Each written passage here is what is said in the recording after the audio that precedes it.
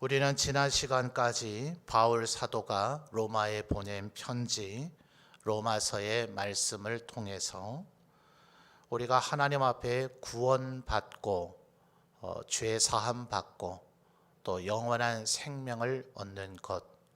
자, 문제는 바로 여기에서 출발을 하죠.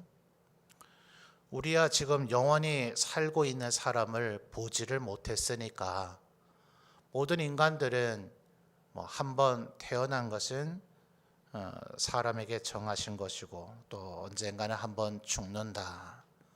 이게 지금 우리 앞에 보여져 있는 현상이죠. 그러나 그것이 하나님께서 원래 의도하시고 계획하신 정상은 아니죠. 하나님의 모양과 형상을 따라 만드셨을 때 하나님은 우리 인간도 하나님의 속성과 같이 영원히 존재할 그런 존재로 우리를 만드셨습니다. 그러나 우리의 조상, 우리 5장의 뒷부분이 그런 논리를 담고 있었잖아요.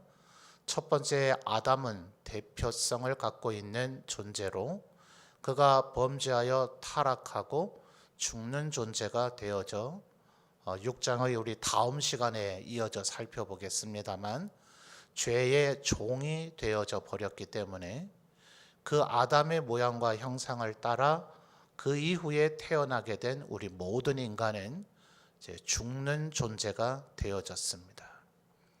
우리가 죽는 존재가 되어졌다 해서 그걸 정상으로 여기고 당연히 여기면 안 되는 거죠.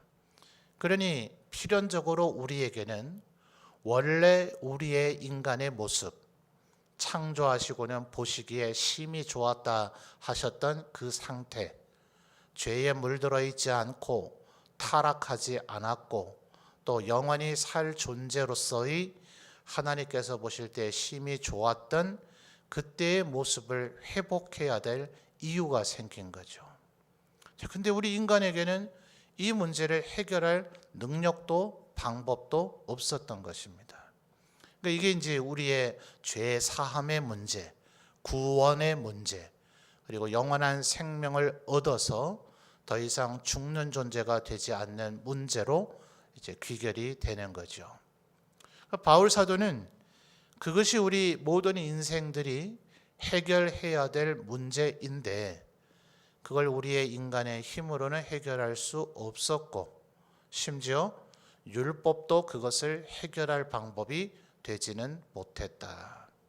이론적으로야 율법을 다 지켜내기만 하면 그러면 하나님 앞에 의롭다 하심을 인정받을 수 있겠지만 실정적으로 그런 인간이 없었죠. 그 어떤 하나님 앞에 거룩하고 경건해 보이는 흔히 히브리서 11장에서 언급되는 믿음의 조상들이라 여겨지는 사람들도 하나님께서 그들에게 믿음으로 말미암아 의롭다고 여겨 주시니 그들이 믿음의 조상이 되는 거지. 그들의 행위를 율법의 잣대로만 판단한다면 그들 또한 여전히 죽어야 할 죄인들에 불과한 겁니다. 그러니 율법으로는 실증적 그런 인간이 좀 있었으면 1% 아니라 0.0001%라도 있으면 율법으로 구원 얻을 수 있다. 좀 어렵지만 가능하다라고 선언하겠으나 지금 아담 하와 이후로 인류의 역사라고 이렇게 말할 수 있겠죠. 인류의 역사 이래로 그것을 가능하게 해낸 인간은 단 한 명도 없죠. 그러니까 실제로 증명이 된 겁니다. 실증적으로. 또 실제의 존재들이 그러했죠. 그러니까 실존적으로 율법으로는 구원을 얻을 수 없다라는 것이 증명이 된 겁니다. 또 한 각도에서는 하나님께서 애초에 율법을 왜 주셨는가? 그걸 지켜낼 인간이 있을 거라고 기대하셨는가? 그렇지 않죠. 그 율법은 오히려 죄가 우리에게 있다는 것을 스스로 깨닫게 하는 겁니다. 그게 없다면 율법이 주어지기 전에는 양심이 물론 우리의 마음속에 있는 하나님의 씨앗이 또 하나님께서 우리에게 넣어주신 그 거룩한 것이 이건 뭔가 좀 문제가 있는 걸 이렇게 느끼기는 하지만 그것이 죄다라는 선언과 정리가 없으면 죄라 말할 수는 없는 거죠. 실제로 율법은 그 기능을 하게 된 겁니다. 하나님께서 애초에 그것을 목적으로 주신 것이 아니라 하더라도 실제로 율법은 그런 기능이 되어져 버렸어요. 그래서 지난 시간에 살펴본 5장 20절의 얘기가 그래서 나오는 겁니다. 자, 5장 20절을 다시 한번 볼까요? 율법이 들어온 것은 범죄를 더하게 하려 함이라. 자, 여기까지가 지금 요 20절의 상반절이 제가 지금 설명한 부분을 압축한 것이라 할 수 있겠어요. 자, 그런데 예수님께서 복음서에서 비유로도 얘기하신 것처럼 1만 달란트의 빚을 진 사람이 그걸 면제받으면, 탕감받으면 그 사람이 더 하나님 앞에 감사하겠는가?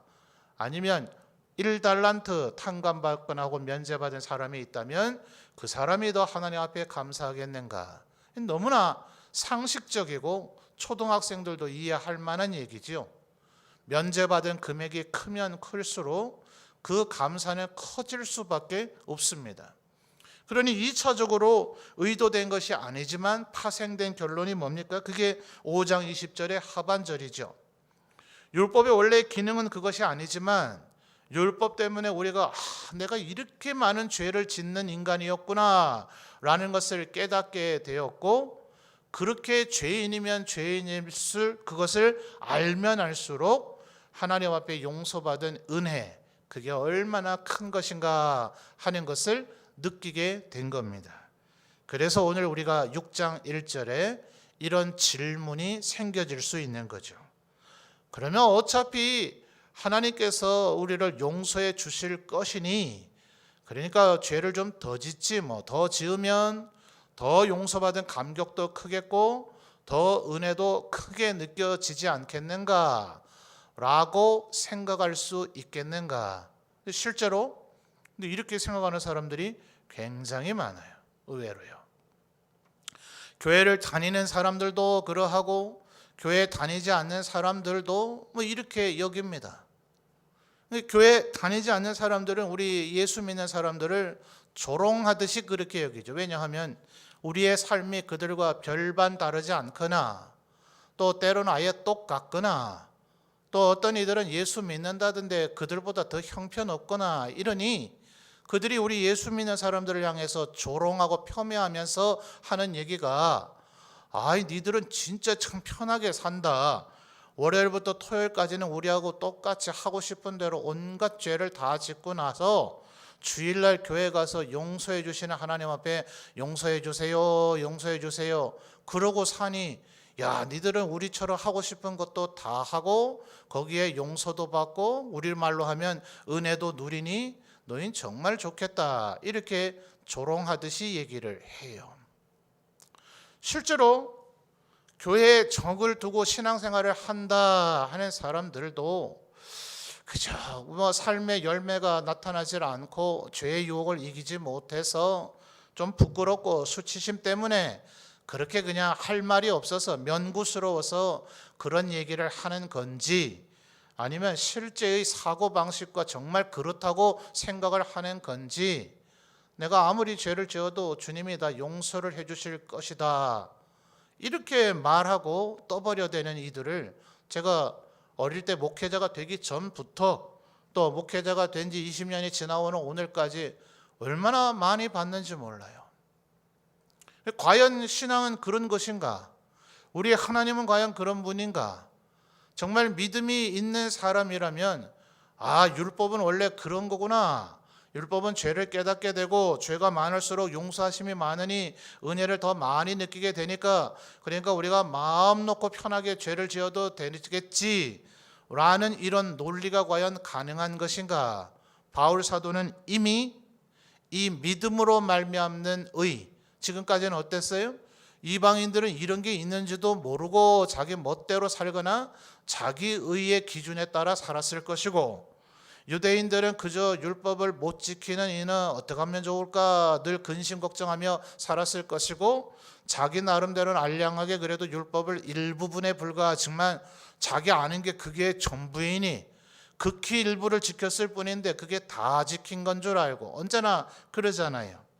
남의 눈에 대들보 뭡니까? 티끌이죠. 티끌은 보고 자기 눈에 대들보는 못 본다 하는 것처럼 자기가 더 심각한 말씀에 불순종을 하고 있으면 못 느껴요. 자기는 늘 의로운 줄로 생각하고 있는 그들에게 바울 사도가 그런 것이 아니다, 오직 믿음으로 말미암아 의롭게 되는 것이다 라는 얘기를 이제 지금 선포하고 있잖아요. 이 로마서는 고린도에 있을 때 아마 저술됐을 것이다, 신학자들이 대부분 그렇게 본다 했잖아요. 그러니 바울 사도의 사역에 이제 한 중간쯤 된 겁니다. 바울 사도가 차라리 이 로마서가 디모데 전후서나 에베소 빌립보서와 같은 후기 저술보다 더 뒤에 기록이 됐다면, 바울 사도가 복음을 전한 지, 오직 믿음으로 말미암아 의롭게 된다는 이 복음을 전한 지 그래도 3, 40년 지난 후에 벌써 폐해가 드러났다. 야, 믿음으로 우리가 의롭게 되니까 뭐 마음 놓고 살아도 되겠네, 우리 하고 싶은 거 다 해도 되겠네, 그까지 율법 안 지켜도 되겠네. 3, 40년 정도 그래도 복음이 선포되고 나서 이런 양상이 벌어졌다면 모르겠지만, 지금 로마서에서 이미 6장 1절에 제가 지금 설명드리잖아요. 바울 사도는 이미 이런 사고방식을 가질 사람들이 있다는 것을 갈파하고 있고, 또 어떤 신학자는 얘기하기를 이미 이와 같은 태도들이 나타나고 있었다. 교회 역사는 끊임없이 이것이라 해도 과언이 아니죠. 믿음으로 말미암아 의롭게 되는데 그저 말의 표현과 주장이 그런지 아니면 생각이 그런지 오늘날에도 율법주의자인 것처럼 마치 율법을 지켜내야만 구원을 얻는 것과 같은 사고방식에 사로잡혀 있는 이들이 있죠. 사실 그것은 상급의 문제라 할 수 있을 거예요. 은혜로 구원을 받는 것이지 그 뒤에 거룩한 성령의 열매를 잘 맺으면 그 성령의 열매를 맺는 모습은 율법을 잘 지키는 것과 그닥 다르지 않죠. 그런데 차이는 자기가 성령의 열매 맺고자 애쓰는 사람은 남에 대해서 그렇게 비판적이고 비난하거나 정죄하지 않아요. 다른 사람들이 말씀대로 살지 못하고 믿음대로 살지 못하고 또 성령의 열매를 맺지 못하면 그들을 통해서 눈물 흘리며 권면하거나 그들을 위해서 기도하거나 그들을 통해서 안타까워하지, 그들을 상대적으로 비난하고 정죄함으로써 자기의 의를 드높이지 않아요. 만약 표현법이 내가 좀 어리숙해서 그렇다라고 변명하면 또 좀 다른 각도에서 점검을 해봐야 되겠지만, 다른 사람을 비난하고 너는 왜 그렇게 못 사는가 이렇게 하면서 다른 사람을 정죄하고 자기의 의를 드높이는 사람은 자기가 아무리 믿음으로 말미암아 구원을 얻는다고 믿고 있고 알고 있고 깨닫고 있다 할지라도 그 사람은 실체적 존재적으로 율법주의자와 다름이 아닙니다. 또 현대 우리 교회 안에서도 보면 주님이 우리에게 믿음 주셨으니까 은혜의 선물이다, 그런 구절을 왜 그렇게 또 잘 외우는지 몰라요. 은혜의 선물로 주님이 값없이 주셨다, 누구든지 자랑하지 말라 그랬다, 말씀대로 잘 사는 너희들 왜 자랑하냐, 너희나 나나 똑같다 이러면서 자기 마음대로 사는 사람들이 마치 은혜를 값싼 은혜로 여기는, 우리 몇 주 전에 이정영 전도사님이 말씀을 전하실 때 그런 표현 쓰셨죠. 이 값싼 은혜, 부스러기 은혜로 여기는 거와 같은 거예요. 우리에게 값없이 선물로 주신 이 은혜, 믿음, 이것이 과연 그렇게 가치 없는 것인가? 우리가 그렇게 경홀히 만홀히 여길 수 있는 것인가? 예수 그리스도의 보혈의 그 값으로, 그 대가로 우리에게 주어진 것이거늘. 그래서 초대교회 때부터 지금까지 교회 안에는 이건 무슨 교파의 난립이나 이단과 정통교회 싸움이 아니라 같은 교단, 같은 교파, 같은 교회, 같은 그 구성원들 가운데서도 이 두 가지 양상은 언제나 나타나도록 되어져 있어요. 그러니까 바울 사도는 이미 지금 그것이 초대교회 안에 이미 그것이 존재하고 있고, 또 그렇게 될 것이라는 것을 이미 바울은 갈파하고 있기 때문에 절대로 그래서는 안 된다는 것을 얘기해 주고 있는 겁니다. 결국 오늘 우리가 살펴보는 이 6장 1절에서 14절은 믿음이 뭔가에 대한 정의라고 해도 과언이 아닐 거예요. 믿음은 뭔가? 도대체 뭘 믿는 것인가? 흔히 우리 뭘 믿습니까? 믿음이 뭡니까? 라고 얘기할 때 사도신경을 많이 얘기하죠. 사도신경 전체가 우리가 무엇을 믿고 있느냐를 정리하고 있다는 거죠. 근데 그걸 지금 다 얘기하고자 하는 것은 아니고요. 오늘 6장 1절에서 14절까지는 그것 가운데 오직 예수님의 날 대신해서 죽으심으로 말미암아 내가 은혜를 누리게 됐다. 요걸 믿느냐? 이걸 정말 네 마음에 새겨 놨느냐? 지금 바울 사도는 그 얘기를 하고자 하는 겁니다. 자, 3절 말씀을 주목해서 보시면 바울 사도는 지금 논리적으로 우리가 받고 있는 세례, 지금 3절의 세례가 2번 언급되죠. 무릇 그리스도 예수와, 자 여기서 중요한 단어는 3절과 4절에서는 합하여, 그리고 4절과 8절에서는 함께라고 하는 단어가 대단히 중요합니다. 바울 사도는 다른 바울 사도의 서신에서도 이 표현을 계속해서 쓰고 있죠. 특별히 디모데서에서도 우리가 예수 그리스도와 함께 죽었으면, 함께입니다. 함께 죽었으면 함께 부활할 것이고 함께 왕노릇하게 될 것이라고 얘기하고 있어요. 그러니 우리가 믿음으로 말미암아 구원을 받고 은혜를 누리고 나중에든 혹은 현실의 우리의 삶 가운데서든 상급을 누리려면, 자 구원받고 은혜를 누리고 상급을 받고 축복을 받으려면 제일 먼저 그 앞에 죽어야 된단 말이에요. 이 죽는 것이 먼저 선행되지 않으면 여전히 우리는 옛사람인 상태로 있는 것이고 우리의 죄는 우리에게서 사라지지 않은 것이고 예수 그리스도를 온전히 의지하지 않은 것이고 예수 그리스도 안에 우리가 있는 것이 아니기 때문에 교회를 아무리 오래 다닌다 한들, 내가 믿음이 있다고 스스로 주장하고 강변한다 한들 그에게 있는 믿음은 거짓 주장일 뿐이지, 가증스러운 것뿐이지 그것은 믿음이 아니라는 거예요. 믿음은 결국 뭔가? 3절 굉장히 쉽게 믿음으로 말미암아 구원받는다, 율법으로 받는 게 아니다, 굉장히 쉬운 것 같지만 굉장히 어렵습니다. 3절을 보면 무릇 그리스도 예수와 합하여 세례를 받은 우리는 그의 죽으심과 합하여 세례를 받은 줄을 알지 못하느냐. 지금 바울 사도는 뭐라고 얘기하고 있어요? 세례란 곧 죽었다는 얘기다. 그러니까 사실은 우리가 세례라는 말은 이 말의 한자적 의미가 씻는 예식이기 때문에 죄 씻음이라고 하는 부분만 많이 강조하잖아요.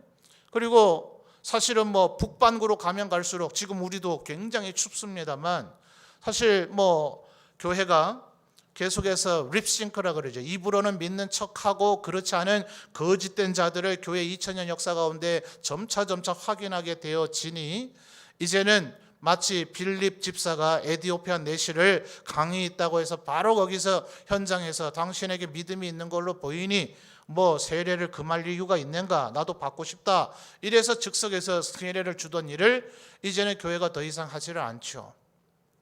6개월 동안 점검을 좀 해봐서 학습교인으로 먼저 세워서 중간에 한번 걸림장치를 두고 그리고 또 6개월을 경과해서 지켜봄으로써 이제 믿음을 어느 정도 확인하고 나서야 세례를 주는데, 또 추운 지역이나 사막 지역과 같이 물이 도무지 귀한 지역에서는 세례 주겠다고 사람들을 강물에다 온몸을 담그듯이 그렇게 할 수가 없으니 오늘날에 우리가 하는 세례의 방법으로 2000년의 교회 역사 따라 점점 그렇게 변화되어져 갔지만 지금도 소위 침례교파라고 하는 이들은 그렇게 하면 세례가 아니라고 주장하기 때문에 그들은 그렇게 하잖아요.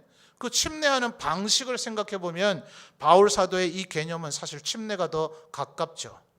마치 물속에 빠져서 완전히 익사시키는 것처럼 우리의 옛사람을 아예 죽여버리고 우리의 모든 죄를 거기다 죽여버리고 그리고 나서 예수 그리스도가 부활하신 것처럼 우리를 물속에서 다시 일으켜 세워서 새 사람, 고린도서 5장 17절에서 얘기하는 것처럼 새로운 피조물로 변화되어지는 것이 세례의 의미이고, 세례는 믿음이 있는 자에게만 주어져야 되기 때문에 믿음의 결정체는 바로 세례다.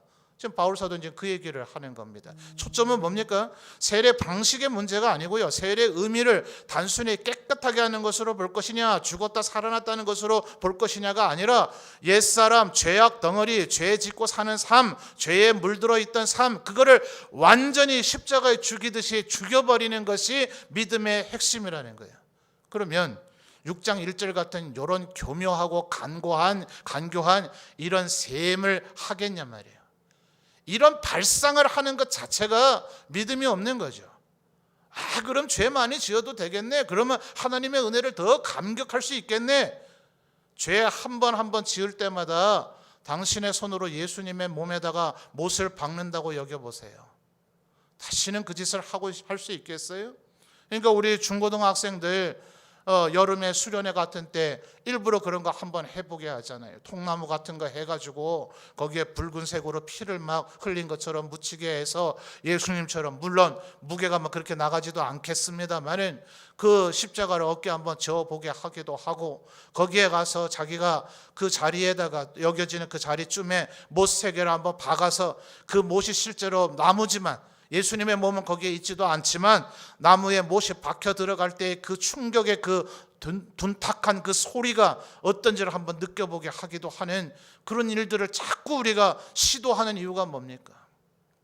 정말 예수님이 나 때문에 죽었다는 것을 믿는다면 그게 믿음이잖아요. 그걸 믿는다면 이따위 알량한 셈을 할 수 있겠냐고요. 내가 죄를 더 지어도 되겠네. 어차피 은혜로 용서해 주시겠네. 하나님께서 나에게 더 많은 감동과 은혜를 주시겠네. 이런 발상과 생각 자체가 얼마나 하나님 앞에 죄악된 것인가.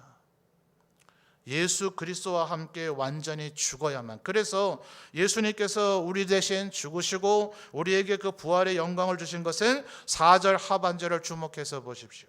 4절에 보시면, 그러므로 우리가 그의 죽으심과, 또다시 합하여란 단어가 나오죠. 합하여 세례를 받음으로 그와 함께 장사되었나니 이는 아버지의 영광으로 말미암아 그리스도를 죽은 자 가운데서 살리심과 같이 우리도 또한 뭡니까?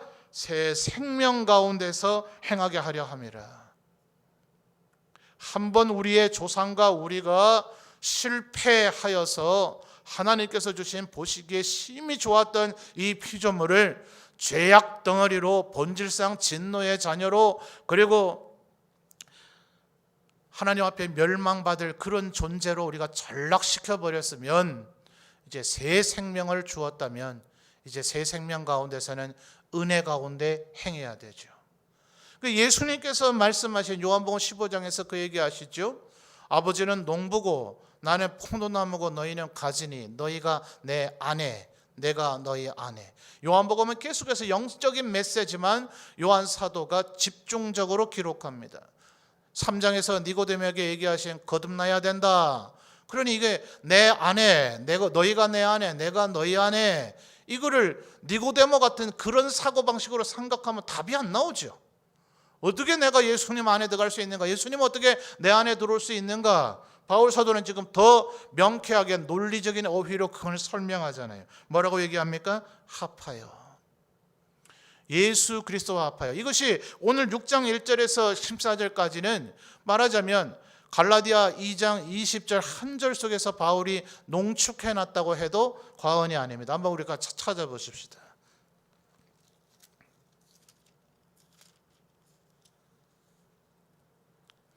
갈라디아서 2장 20절입니다. 신약성경 304페이지, 로마서보다 좀 더 뒤로 가야 되죠. 우리 가정에서 영상으로 예배드리는 우리 성도들도 성경을 찾아서 우리 함께 한 목소리로 읽어보십시다. 갈라디아서 2장 20절입니다. 함께 봉독합니다. 내가 그리스도와 함께 십자가에 못 박혔나니 그런즉 이제는 내가 사는 것이 아니요 오직 내 안에서 그리스도께서 사시는 것이라. 이제 내가 육체 가운데 사는 것은 나를 사랑하사 나를 위하여 자기 자신을 버리신 하나님의 아들을 믿는 믿음 안에서 사는 것이라. 아멘입니까? 아멘이죠? 바로 지금 우리 6장 1절에서 로마서 6장 1절에서 14절까지를 바울 사도는 갈라디아서 2장 20절 한 절 속에 농축해놨다고 해도 과언이 아니에요. 내가 그리스도와 함께 죽어야 돼요. 아직 덜 죽은 거예요. 덜 죽었기 때문에 자꾸 혈기를 부리고, 덜 죽었기 때문에 자꾸 다른 사람을 비난하고 힐난하고 자기 주장을 굽히지 아니하고 자꾸 향락과 쾌락에 자기를 내어줘서 죄의 종이 되어져 버리는 이유가 뭔가? 덜 죽어서 그래요. 죽어야 돼요. 진짜 죽어야 됩니다. 그러니까 바울 사도의 서신을 보면 끝까지 이런 사도의 권면을 따르지 않는 자들을 정말 죽음으로 내줍니다. 바울 사도 뭐라고까지 표현합니까? 내가 그들을 사탄에게 내주었다.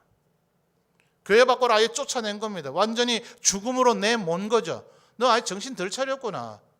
네가 십자가에 완전히 죄에 대해서 죽어야 된다는 것을 아직 깨닫지 못하고 있구나. 옛사람과 결별하지 못하고 그 죄의 욕망을 아직 버리지 못하고 죽이지 않고 그게 살아있으니 껍데기는 예수 믿는 듯하나 도저히 예수 믿는 사람이 아닌 것으로 살지 않느냐 하면서 교회 밖으로 그를 추방하고 마치 마귀에게 사탄에게 내준 것 같이 할 때 바울 사도가 뭐라 그래요? 이는 내가 그를 미워서도 아니고 버려서도 아니라 그것이 마지막 그에게 주어지는 기회이기 때문에 그렇다. 교회의 권징이 살아있어야 되는 이유가 바로 여기 있죠. 근데 회개하는 사람에게 권징하면 안 돼요. 근데 끝까지 회개를 안 하니까 권징을 받아야 되는 거죠. 여러분, 우리들이 진정한 믿음이 무엇인가? 나는 얼마나 죽었는가? 우리 성탄절이 용서여야 된다 그랬습니다. 분명히 우리끼리 도토리 키재기 하면 네가 잘했나 내가 못했나 누가 더 의로운가 별의별 생각이 다 들겠죠. 그런 생각이 들 때마다 언제나 그리스도의 십자가의 아래에 서십시오.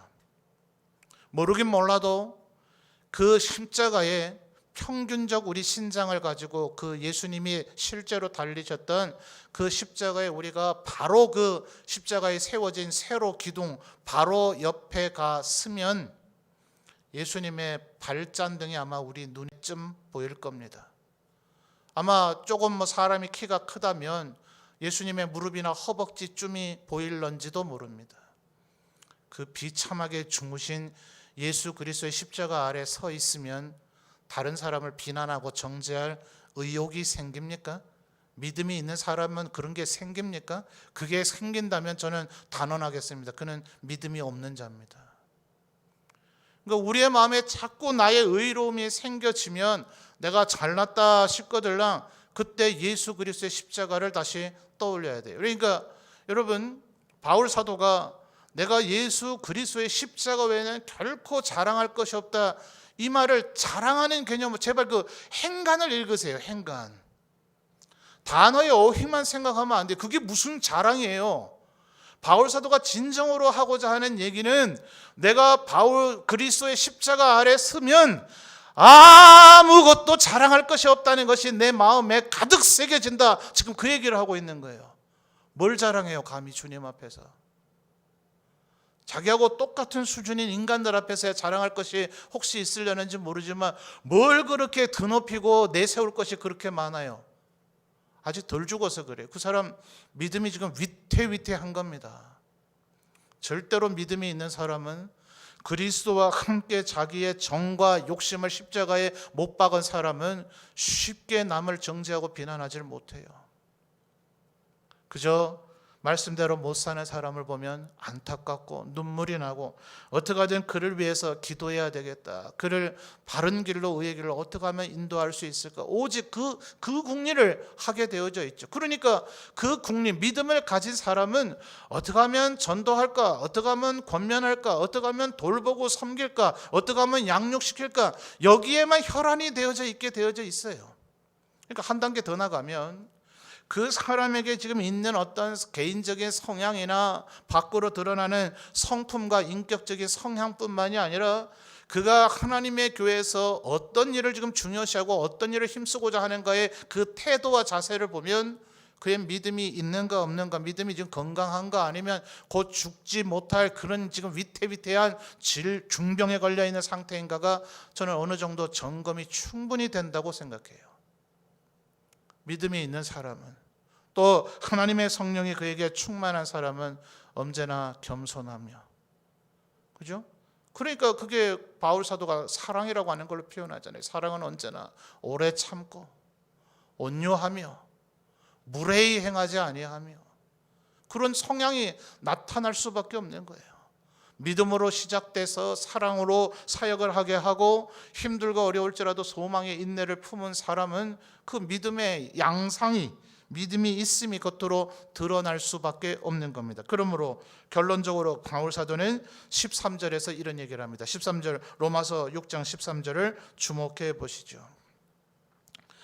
13절에서 바울 사도는 두 가지로 이야기를 합니다. 예전 개역 성경에서는 병기라고 되어 있었죠. 병기. 그러나 지금은 이제 개역 개정이 되면서 무기라는 단어로 바뀌어졌어요. 또한 너희 진체를 불의의 무기로 죄에게 내주지 말고 오직 너희 자신을 죽은 자 가운데서 다시 살아난 자 같이 하나님께 드리며 너희 지체를 의의 무기 혹은 의의 병기로 하나님 앞에 드리라. 근데 사실 이게 무기 혹은 병기 이러니까 자꾸 싸움이라고 하는 단어 생각나거든요. 영적 전쟁 이러니까 실제로 전쟁질 자꾸 해요. 세상과도 전쟁하고, 찬송가에는 아주 근사하게 부르잖아요. 우리의 싸움은, 우리들이 싸울 것은 육체 아니요 우리는 혈과 육의 싸움이 아니다라고 찬송가는 잘 부르면서 자꾸 전쟁질, 자꾸 싸움질을 실제로 해요. 나를 죽여야 되죠. 오른뺨을 때리면 왼뺨을 돌려대야 되고, 더 나를 죽이는 그 싸움을 해야 되는 것이죠. 여기도 마찬가지입니다. 무기, 병기 이러니까 자꾸 싸움질을 떠올리게 돼요. 그래서 아예 이런 건 좀 과감하게 의역을 하면 좋겠다 싶은 생각도 있어요. 그러나 참 하나님의 말씀은 쉽게 그렇게 바꿔서는 안 될 터이니 또 그렇게 의역으로 바꿔놓으면 우리 목사들이 할 일도 별로 없겠죠. 무기나 병기라고 여기지 말고 도구라고 생각하세요. 도구. 불의함, 그 가증스러움, 죄악됨, 더러움을 이뤄내는 도구로서 네가 쓰일 것인가? 아니면 의로움이 이루어지는, 의로움이 충만해지는, 의로움이 극대하게 되어지는 도구로 쓰일 것인가? 지금 이 시기로 하면 딱 맞을 것 같아요. 코로나의 도구로 쓰일 것인가? 아니면 사람을 살리는 도구로 쓰여질 것인가? 그럼 내가 지금 뭘 해야 될까, 뭘 하지 말아야 될까 선명하잖아요. 안 해야 되죠. 하지 말라는 일 제발 좀 안 해야 되죠. 그래야 모두 모여서 방역수칙 지켜가면서 예배를 드릴 터인데, 하여튼 말은 오죽하게 안 듣는 사람들이 곳곳에 있어 노니 또 이렇게 예배 드리는 형편이 지금 또다시 우리에게 찾아와 버렸어요. 한 번이면 족하지 않았나요? 3월에 이 고통과 이 눈물을 겪었으면 다시는 이런 일이 안 오도록 온 국민이 노력할 법도 한데 참 너무나 안타까운 마음이 있습니다. 그러니까 결국 데살로니가 후서였나요? 바울 사도가 그런 얘기하죠. 믿음은 모든 사람의 것이 아니다. 어쩔 수 없는 현실입니다. 그러면 이런 사실을 너무 개탄스럽게 여길 것도 없고 비관하거나 슬퍼할 것도 없어요.